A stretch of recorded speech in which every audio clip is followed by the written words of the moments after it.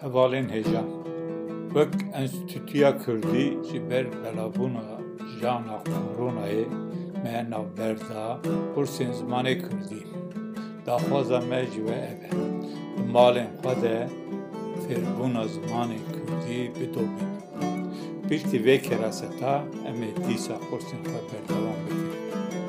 Serkeftin ji bo we. Em bi hevdûra bêjin zimanê me jiyana me ye. Zimanê me jiyana me ye. Zimanê me jiyana me ye. Zimanê me jiyana me ye. Zimanê me jiyana me ye. Zimanê me hebûna me ye. Zimanê me hebûna me ye. Zimanê me jiyana me ye. Bijî zimanê Kurdî.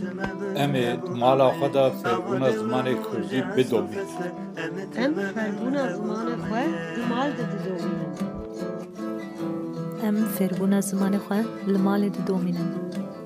Em ê di mala xwe de dersa xwe bidomînin û li zimanê xwe xwedî girtibin.